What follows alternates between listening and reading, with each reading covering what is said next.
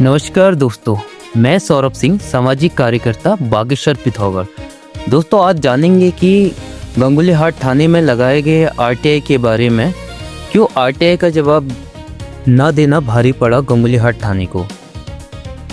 दोस्तों, कुछ दिन पूर्व मेरे द्वारा गंगोली हाट थाने में लोक सूचना अधिकारी थाना गंगोली हाट को एक आरटीआई के तहत सूचना मांगी गई। सूचना में मेरे द्वारा मांगा गया कि एफआईआर संख्या 5/2025 से संबंधित उससे अभिलेख और वर्ष 2024 से अब तक की दर्ज विभिन्न प्रकार की एफआईआर की संख्या, गंगोली हाट में जाम से संबंधित रिपोर्ट मांगी गई थी। थाना गंगोली हाट में तैनात पुलिसकर्मियों की सूची मांगी गई एवं मादक पदार्थ, मानव तस्करी, आगजनी, आत्महत्या मामलों की जानकारी और साथ ही वायरल वीडियो मामले में की गई कार्रवाई की स्थिति के बारे में लोक सूचना अधिकारी गंगोली हाट से सूचना मांग ली गई। दोस्तों, ये आरटीआई लगने से गंगोली हाट में हड़कंप मच गया। गंगोली हाट थाने में हड़कंप इसलिए मचा क्योंकि जो वायरल वीडियो पे उन्होंने कार्रवाई की थी उनका वो जानकारी नहीं देते हैं। दोस्तों, आपको कुछ दिनों पहले पता होगा कि एक ब्लॉगर बैजनाथ पुलिस को कोसते हुए यूट्यूब पे एक वीडियो वायरल करता है जिसमें पुलिसकर्मी घूस लेते हुए दिखते हैं और दादागिरी करते हुए दिखते हैं, मारपीट करते हुए दिखते हैं।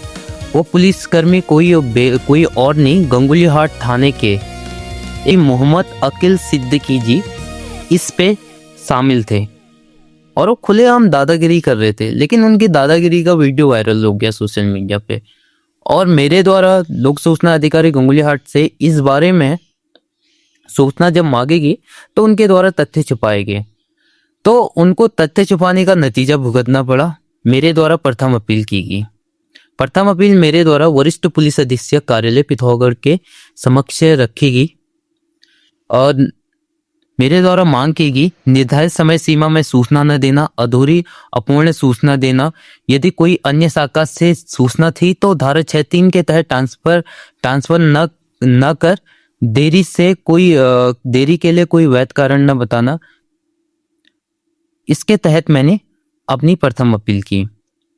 मैंने माननीय प्रथम अपीलीय अधिकारी से निवेदन ये भी किया कि लोक सूचना अधिकारियों को निर्देशित किया जाए कि निर्धारित समय में पूर्ण प्रमाणित सूचनाएं उपलब्ध कराई जाएं और आरटीआई की धारा 20 के तहत आवश्यक दंडात्मक कार्रवाई पर विचार किया जाए और सूचना स्पीड पोस्ट या ईमेल के माध्यम से उपलब्ध कराई जाए।